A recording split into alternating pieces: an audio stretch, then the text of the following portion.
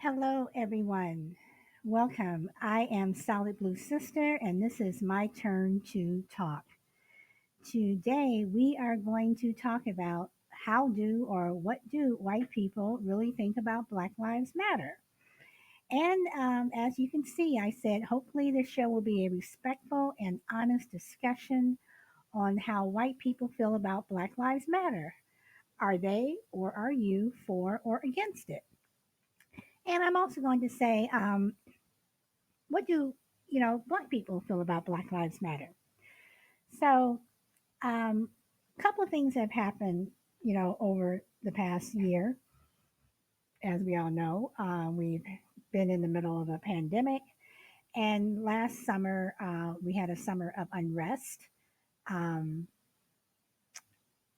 where Black Lives Matter played a prominent part in a lot of protests. Um, Most of them were peaceful. You do have those outliers who, will take it to another level. But a lot of it was derived from uh, the murder of George Floyd. So, a recent Pew Research study that was released back in June of 2017,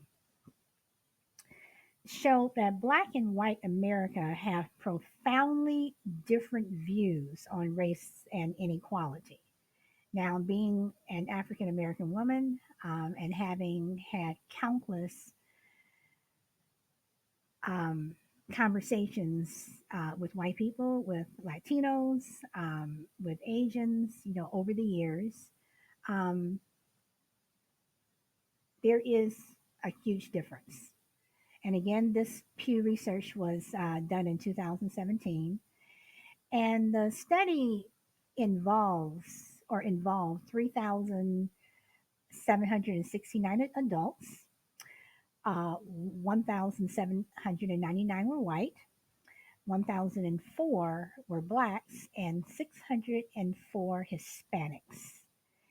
And it was conducted between February 29th through May 8th of 2017. Now, this is 2021. I am quoting um, old stats, but um, just to give you an idea that the results show how much Black and white America are worlds apart when it comes to achieving equality. Black respondents see it as an elusive goal. Okay, so why would Black respondents see equality?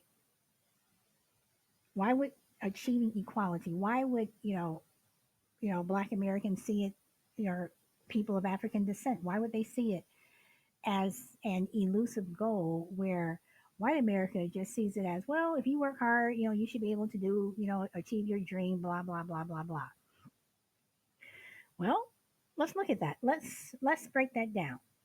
Okay, so you have white people who work very hard and they never seem to, you know, get that American dream, if you want to call it. You still have a lot of white people that struggle, who work very hard. Um, you have Latinos who struggle, who work very hard, and they, you know, continue to, you know, um, struggle. You have Black people who work very hard, you know, um, and continue to struggle. So I've always, had to look twice or kind of, like, really, you really think that if you work really hard, then, if Black people work really hard, then they'll have the same opportunities as white people. Hmm. Well, as I just said, that you have white people who work very hard and they continue to struggle. So okay, so on that aspect, it's about the same. But when you look at opportunity. When you look at when someone shows up for that job interview, or someone shows up to rent that apartment, or they want to purchase that home, the first thing that they see when a person of color walks up is the color of their skin. They see the color of their skin. I mean, that's a fact. That is that's what they see. Okay. Um, I could be gay. I could be a serial killer. Um, I could, beat my kids, abuse my parents, elder abuse. But the first thing they're going to see is the color of my skin. Whereas when a white person walks up to rent that apartment, buy that home, for that job interview, the first thing that they're going to see is that person's white. They're not going to see whether or not that person's gay, whether or not they are elder abuse, or they beat their children, or abuse their animals. They're not going to see that. The first thing they're going to see is that that person is white. So you have a white person walking through the door, and you have a black person walking through the door. Human nature, um, it kicks into your head. You are going to have that little light bulb that goes off, you know, um, in your head, where you're going to possibly look at that person of color in a more negative way than you would look at that white person. Neither one of them have opened their mouth yet. Neither one of them, you haven't seen their resume. You haven't seen anything. The first thing you see is that first impression. And what do they say? First impressions are lasting. Okay? I could lie about whether or not I'm gay or straight.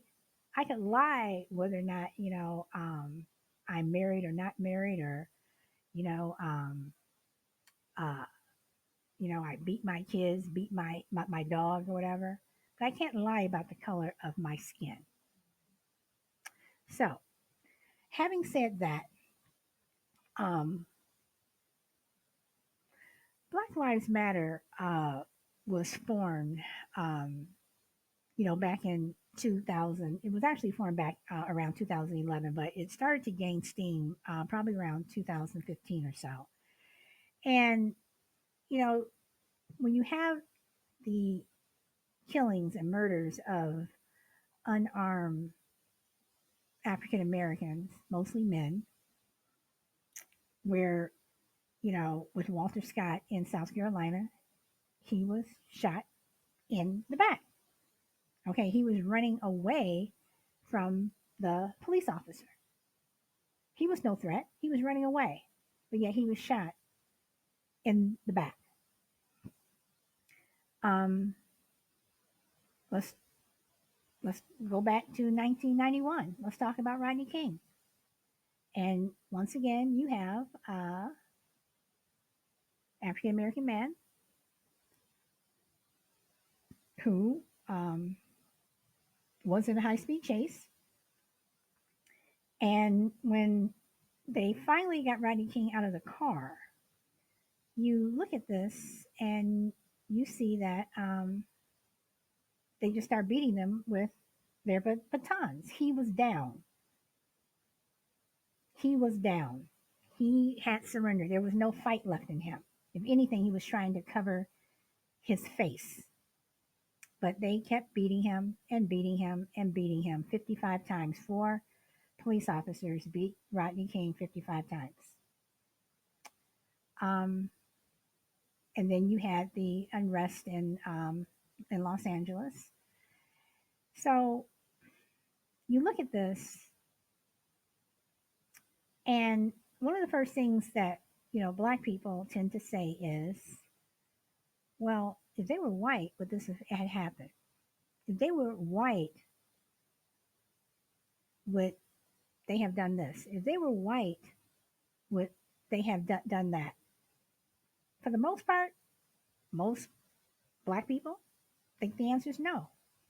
No, they would not have, you know, treated this white person the same way they treated this Black person. If Rodney King were white, no, I don't think that he would have taken the beating that he did if George Floyd were white, no, I don't think that Derek Chauvin would have had his knee on his neck for 9 minutes and 29 seconds if he even had his knee on George Floyd's neck if George Floyd were white. Would his knee have even been on his neck? Would it have gotten to that point? Now, again, you look at video, and some people can say, "Oh, they doctored the video. They did this. They did that." No, no, that they didn't. No, they didn't. Um, this is what happened, and when you have something like Black Lives Matter, it wasn't that we were just saying that other lives don't matter. Black Lives Matter is saying Black Lives Matter too. Okay? Yes, I hear about the Blue Lives Matter and All Lives Matter, and that's one thing that some white people I hear them say is all lives matter, and I hear some black people say all lives matter. But it's missing the point, or do you see the point? You just don't want to acknowledge the point. Um, Black Lives Matter too. So this is my fourth day on the air on Podbean, and I was really hoping to get some input from white people because I really would like to know what they think about Black Lives Matter. I mean, do they think that Black Lives Matter is just a gang, that they're violent? Um, you know, Black Lives Matter was blamed for the insurrection on January 6th. Black Lives Matter was nowhere to be found. And if Black Lives Matter had done on January 6th what some white people did on January 6th, Black Lives Matter protesters, if they were black, never would have even have gotten to the Capitol steps. They more than likely would have been shot, dead, you know, and arrested the same day. You know, um,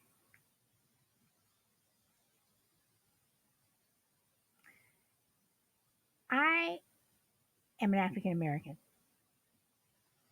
I am married to an African American, and I have an African American son. And yes, I feel our lives matter. We are black, and Black Lives Matter. Our lives matter too. But it's interesting when people say Blue Lives Matter. You had police officers at the on January 6th who were beating up other police officers. How does that happen? If Blue Lives Matter, why are you not? Why would you hurt one of your own? Um, I don't know. I don't know. It's very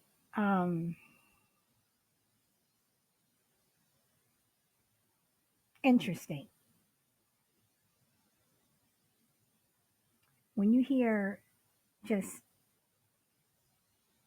the difference in terms of how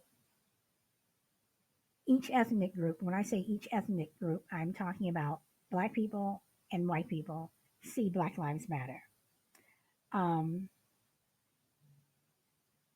Most black and white Americans are aware of Black Lives Matter, but have mixed views on their support and assessment of the movement. Um, Black Lives Matter is a movement that formed in 2011, 2012, and led by young black activists who demand, and yes, demand justice and are fighting against police killings of black men and women.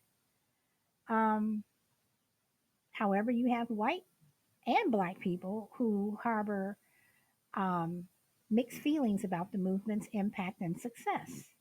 Okay, so let's go back to the Pew study. Let's go back to the Pew study. So, again, this study done in 2017, according to the study, around 65% of Black people show support for Black Lives Matter, while some, around 31%, and mostly those with bachelor's degrees or more, remain skeptical over how effective the movement will be in helping to bring about equality. Again, study was done in 2017. So now let's fast forward to 2020. We saw an increased support of Black Lives Matter, um, mainly after George Floyd. And that whole summer, we had Breonna Taylor, um, you know, a young woman who, the police officers barged into the wrong house. And Breonna Taylor, they shot her and she was asleep. There's never been an apology from the police department. Never. And her family is still seeking justice for her. You know, um, you have Ronald Green back in 2019. Once again, if it weren't for the video, people would say it didn't happen. People would believe what the law enforcement, wrote. Louisiana state troopers. Yes, Ronald Green was in a high speed chase, but he stopped. He gave himself up, and they proceeded to beat Ronald Green to death to the point where they were wiping blood. The police officers were wiping blood off of themselves and making jokes like, I hope he doesn't have AIDS. Now, not only did they beat Ronald Green to death, but they tased him. They dragged his lifeless body across the pavement. All of this is on tape. This is the Louisiana state troopers. And they send this man to the hospital, dead on a gurney, with two prongs from the taser sticking out of his back. And in their report, they said that he sustained his injuries from crashing his car into a tree. Now the doctor on call said, "Well, no, this was homicide. These injuries were not sustained by a car accident." Then you see a picture of Ronald Green's car. There is no way that this car ran into a tree. Okay, it was, yes, it had a couple of scratches, but not, where bam, you run into a tree. Also, if he ran into a tree, how did he get two taser prongs hanging out of his back if he died and sustained injuries from running into a tree? So did Ronald Green run into the tree and then while he was dying, you went and tased him in his back? Is that what happened? Why do you have so much blood on you? Well, the videotape show exactly what happened to Ronald Green. So again, I question: if Ronald Green were white, would that have happened to him?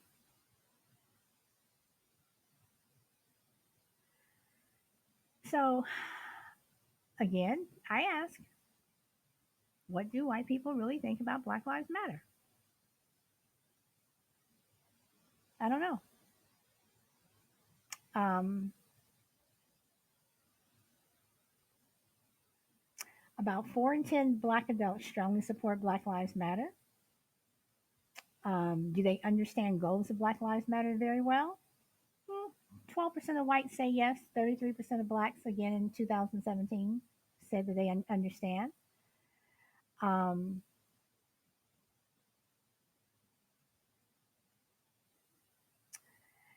you know,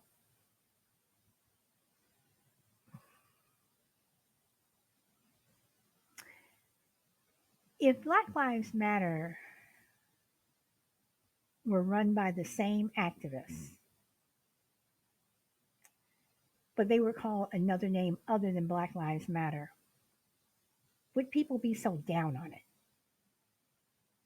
But because you have those two words, black and lives, is that one reason why people uh,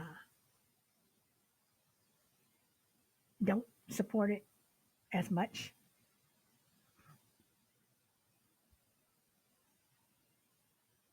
I mean, you look at what Black Lives Matter is doing now in the 21st century, and you look at the civil rights movement of the 1950s and 1960s. Is it any different? It is. Both of them have peaceful protests. But I think the difference here is you have the younger people of today are not willing to turn the other cheek. They're not willing to say, they're not willing to just accept it and take this as status quo. They're willing to fight a little harder than Martin Luther King did, and even a little harder than Malcolm X. You know, Malcolm X wasn't violent. He had led peaceful protests. What white people didn't like about Malcolm X was what he said. And Malcolm X spoke a lot of truth. So if Black Lives Matter were called something else, do you think that white America would be more accepting of it? Or even not accepting, that they would just be more tolerant? I guess that's the word that I should use. That white America would be more tolerant of Black Lives Matter.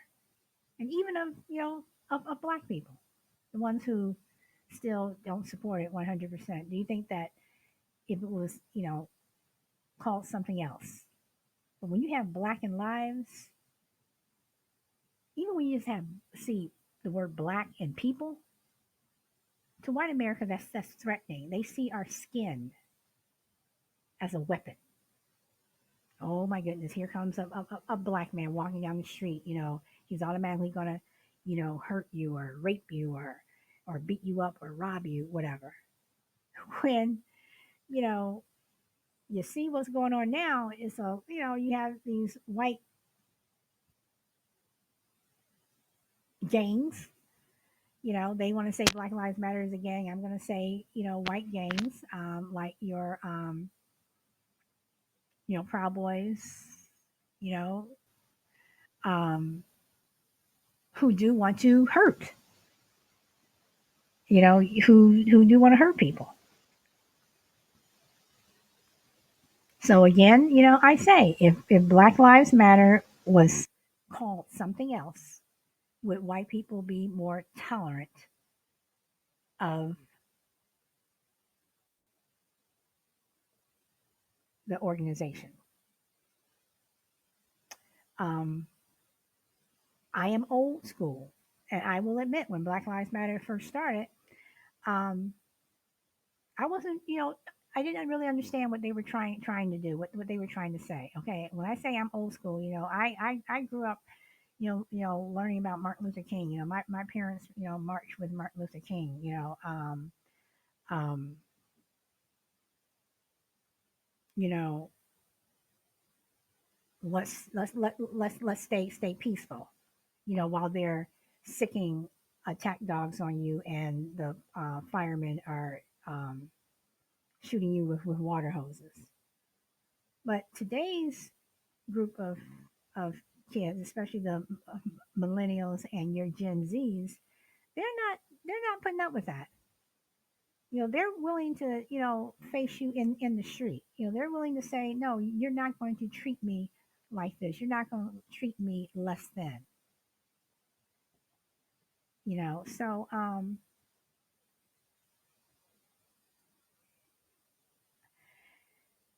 I don't know. You go back and you have black people believe that institutional racism is a critical problem, while more white people say individual instances of discrimination are a bigger concern. Okay, so individual instances and institutional racism. Okay, so those are two different things, and you have two different views.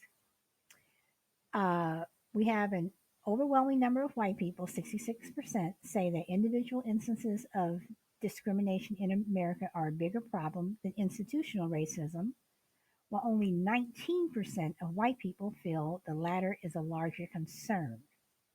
That's interesting.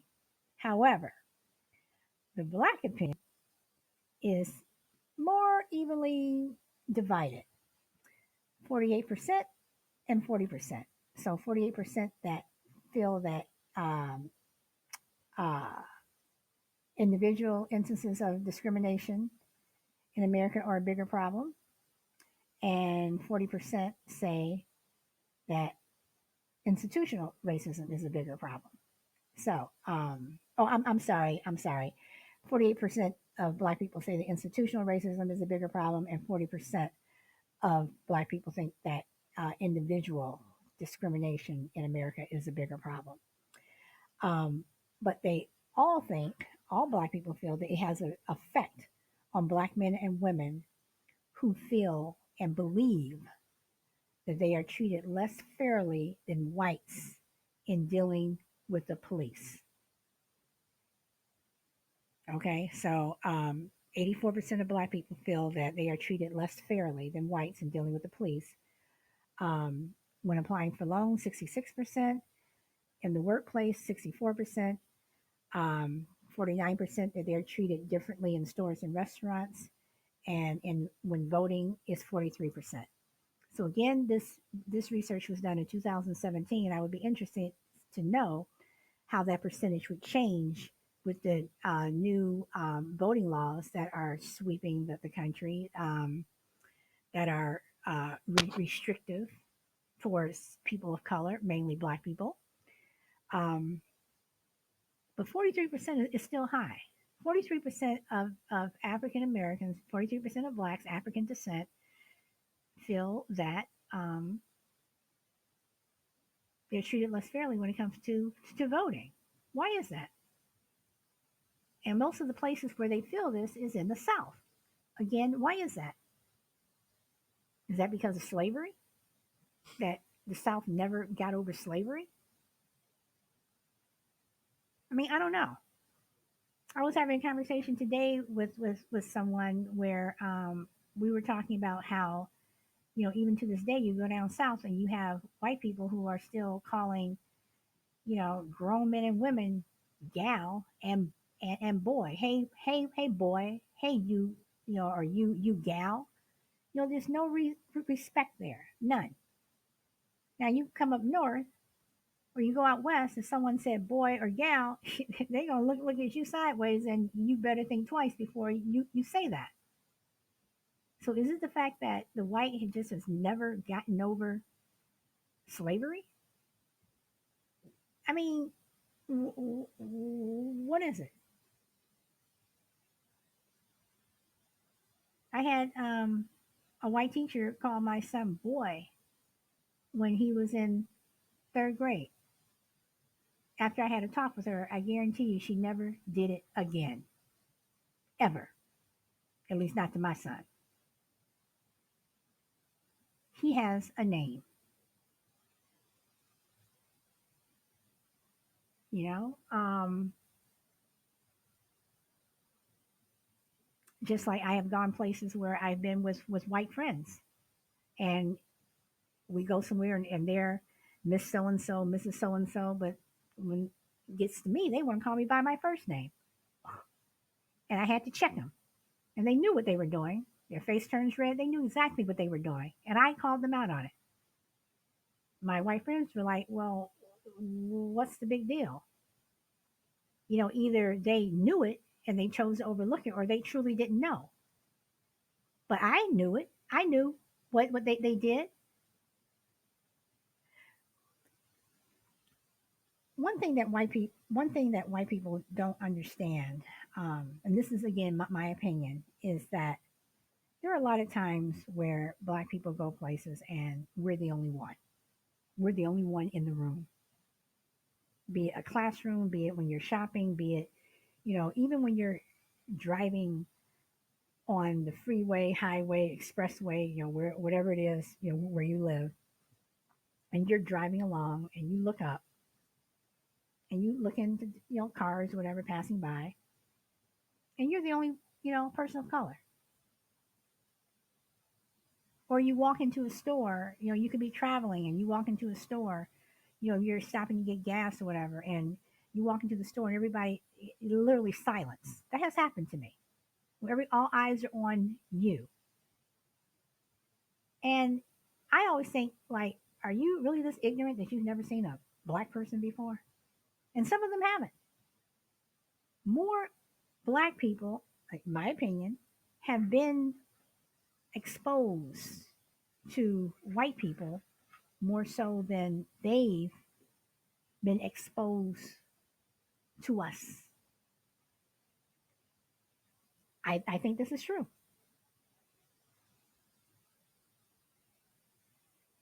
You know, you have more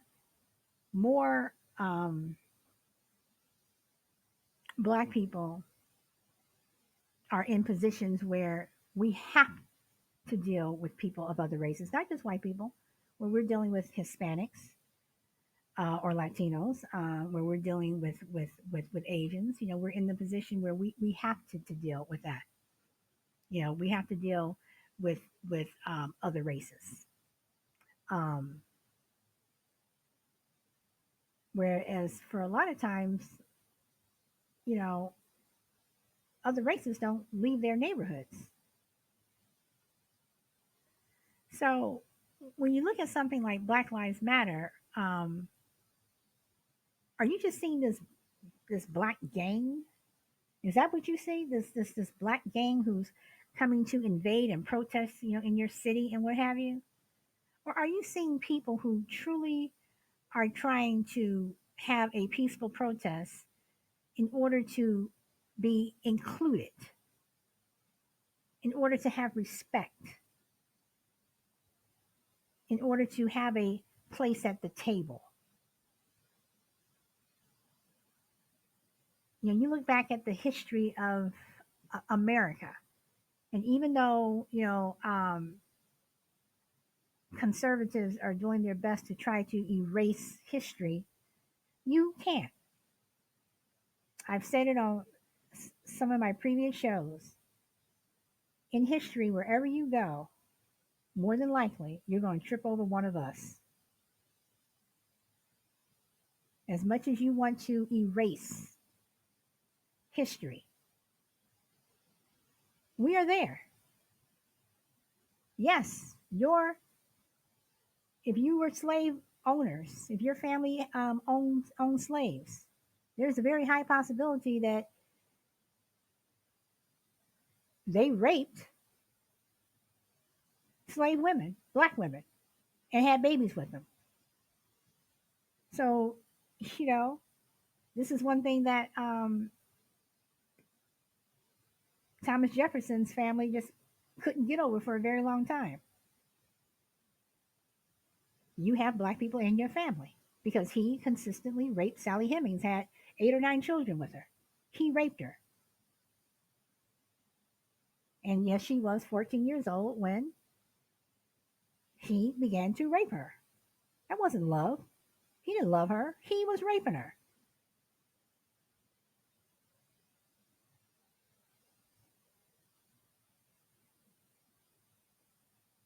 So when you look at this history of this country,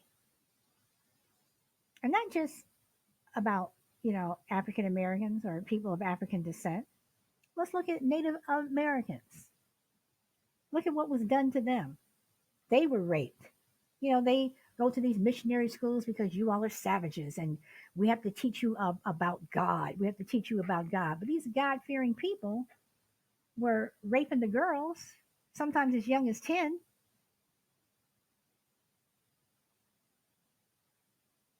mistreating them, taking their land away from them. You know, in the movies, it was always the Indians who were, you know, the bad people, and the white man was always, you know, the good people. Yes, we finally killed the Indians. Yes, hooray! Now we can finish our trek across, you know, the west with our wagon train to California or wherever they were going. But we survived against those bad Indians. Really?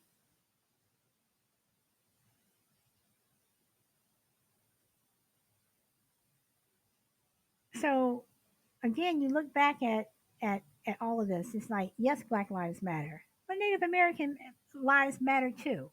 But it seems like in America, the only lives that seem to take president, excuse me, is white. White lives matter.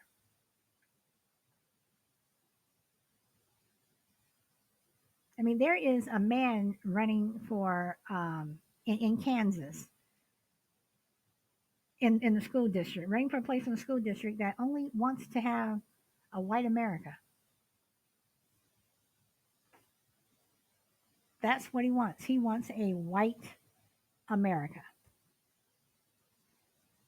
That's not going to happen.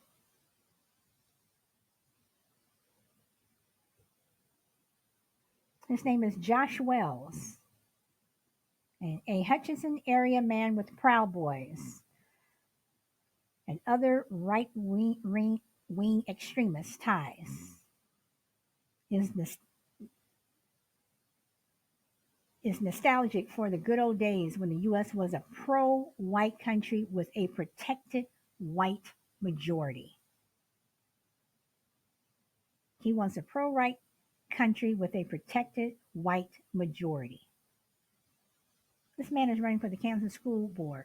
So that means if you have people of color sending their children to school and he is on the school board, this is what they're dealing with.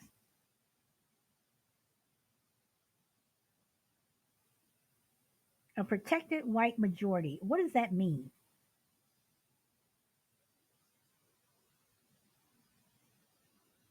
That white lives matter? Yeah, white lives matter. But black lives matter too. And the way this country is structured, white people never have to carry around a sign saying white lives matter because American society, we already know that. We already know that white lives matter according to American society.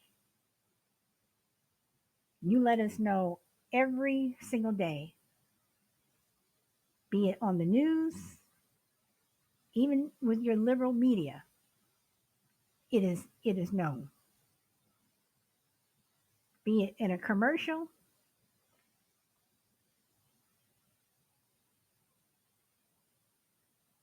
be it with some of the things that you say, some of the stereotypes, the way America is structured, it is structured where white lives matter. So you don't have to tell us that.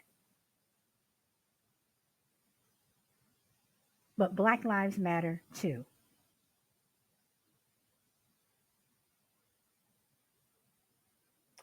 Um,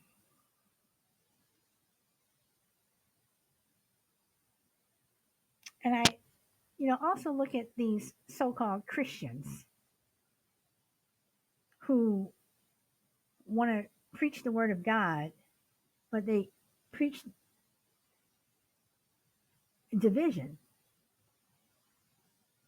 Let's go back to missionaries when missionaries wanted to, teach the heathen Chinese, that they're praying to Buddha or whoever Chinese people pray to, or whomever Indians pray to, or even African Americans. You always had those missionaries who wanted to come in and say, you know, our God is the best God. You better do this. But they were so abusive to their converts. And I'm going to go back to rape. There were missionaries raped a lot of women. They didn't rape white women. They weren't raping their sons and daughters. Their other missionary, their friends, sons and daughters. White women. Or white girls and white boys or whatever. They weren't abusing them. They were abusing Native Americans. They were abusing Chinese. They were abusing Latinos. They were abusing black people.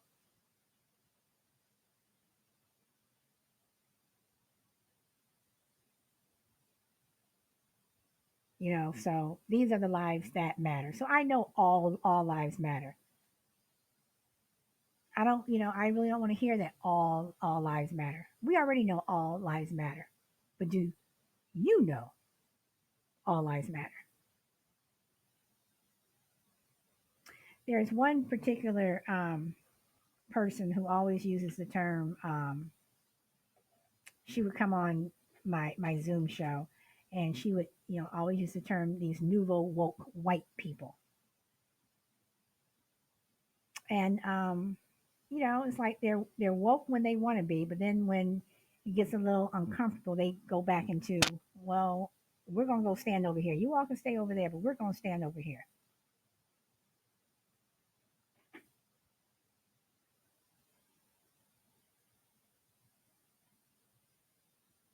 I don't know. I don't know. Um,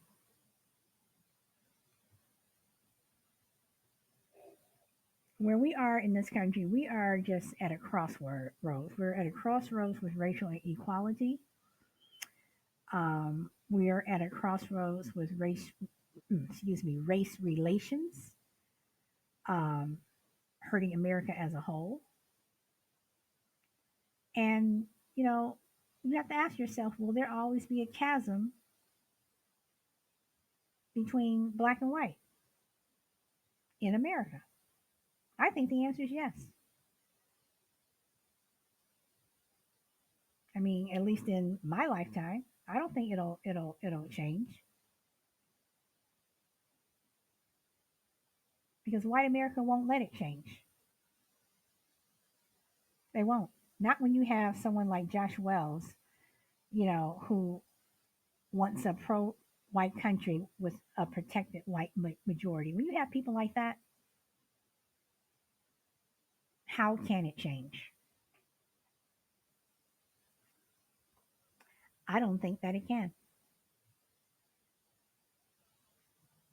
America won't have the opportunity to change. I mean, it is a fact that black people experience this discrimination at a much higher rate than white people. And if white people say that that's not true, oh, okay. That's something that, you know, I don't know. I don't know. Racial gaps persist when it comes to household income and poverty. I mean, that is a fact.